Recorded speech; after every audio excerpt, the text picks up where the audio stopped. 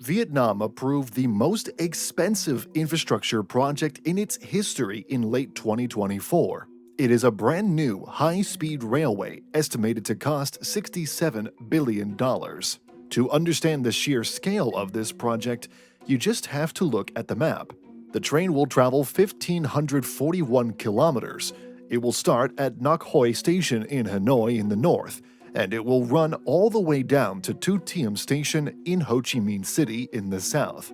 The trains are designed to run at 350 kilometers per hour. Right now, if you take the train from Hanoi to Ho Chi Minh City, the trip takes about 30 hours. This new high-speed line will cut that trip down to just about 5 hours.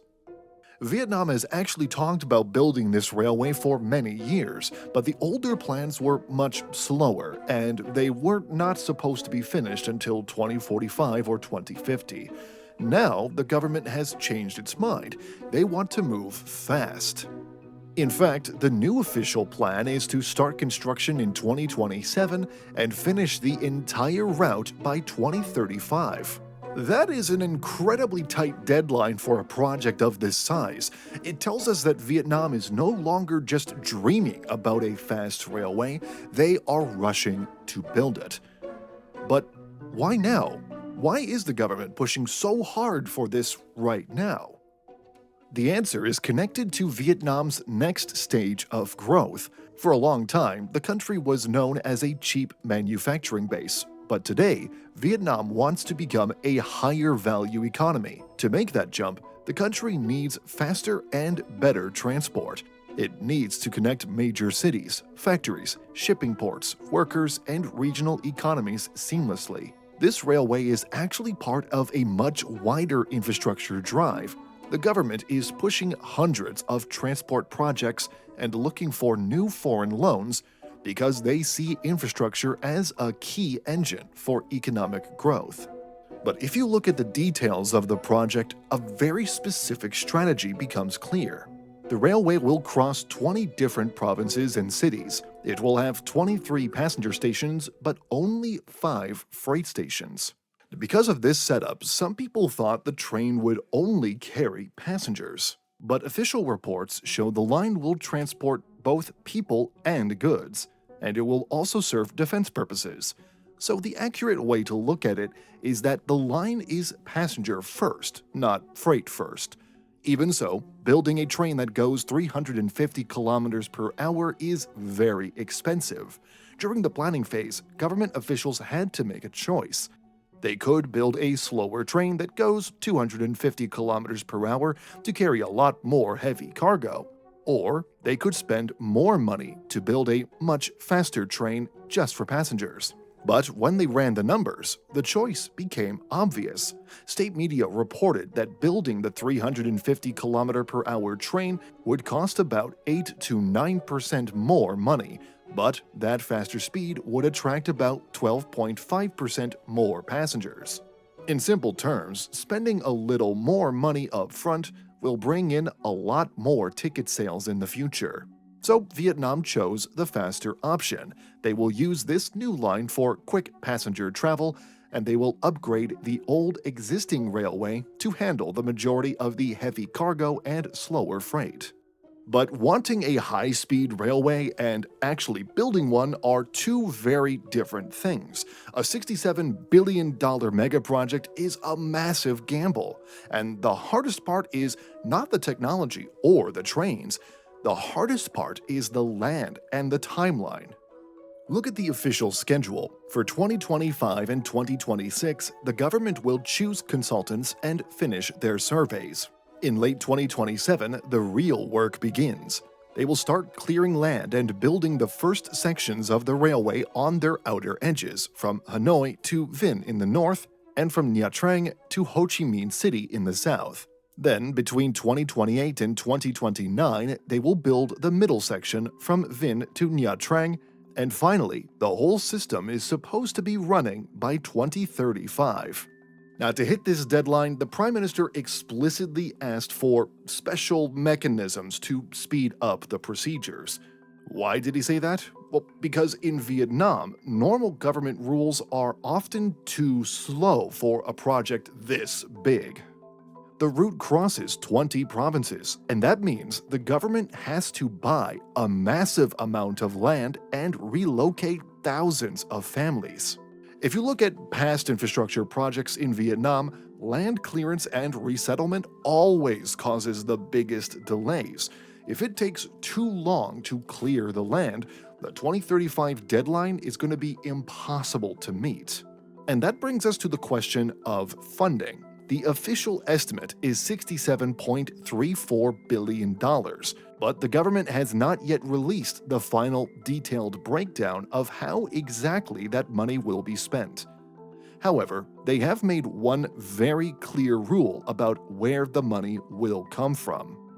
The government says they will prioritize domestic funding. This means they want to use their own state budget, government bonds, and local money. They have said they will only accept foreign loans if those loans are cheap, and if they do not come with strict political rules attached. This is a very important point. Vietnam wants to keep total control over the project. They do not want to owe favors to foreign countries. But this financial plan introduces a massive question. Who will actually help Vietnam build it? Will it be China, Japan, Europe, or domestic firms? This is where the engineering question becomes a political question. China has already offered Vietnam railway loans, advanced technology, worker training, and engineering support.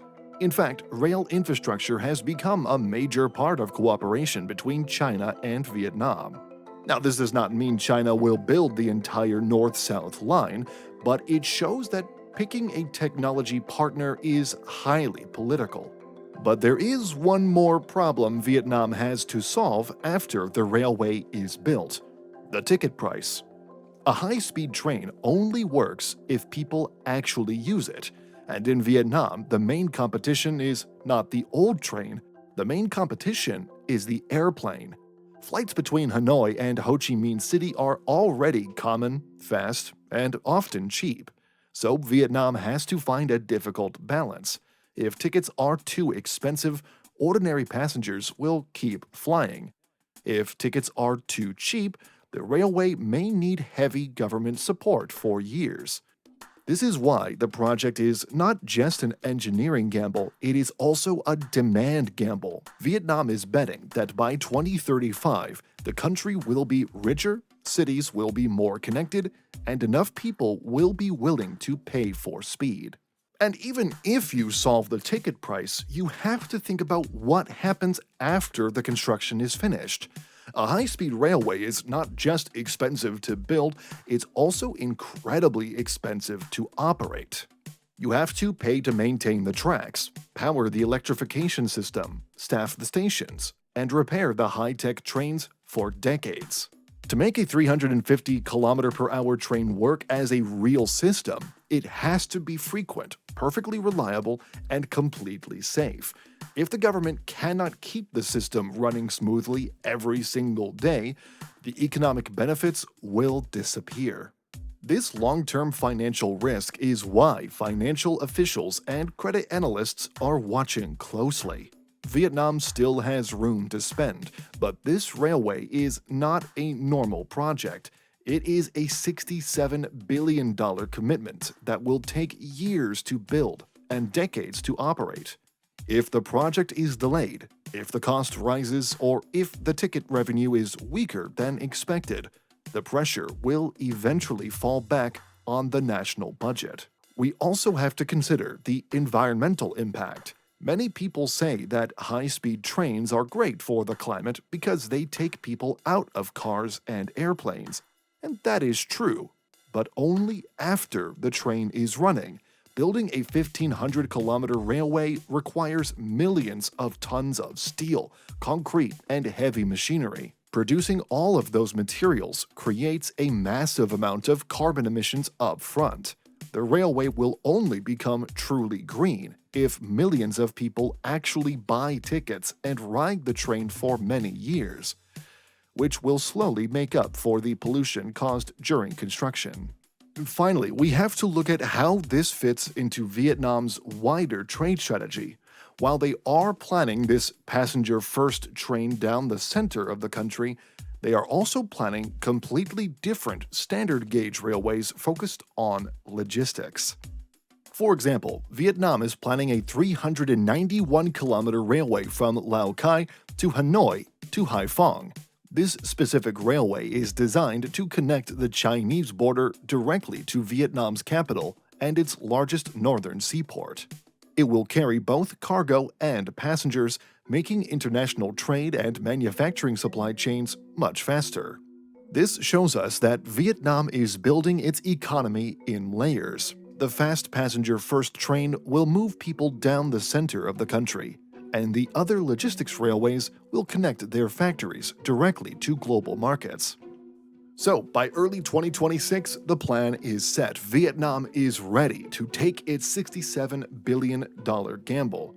But to succeed, the country has to answer 4 final questions.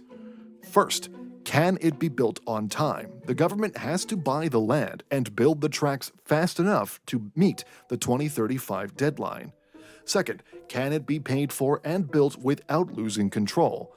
The country has to manage the massive budget and handle the complex political choices behind picking a technology partner like China, Japan, or Europe. Third, can it be filled? The ticket price must find the perfect balance to compete with cheap domestic flights. And fourth, can it be run efficiently? Vietnam must show it can handle the heavy cost of maintaining and operating a 350-kilometer-per-hour system safely and reliably for decades.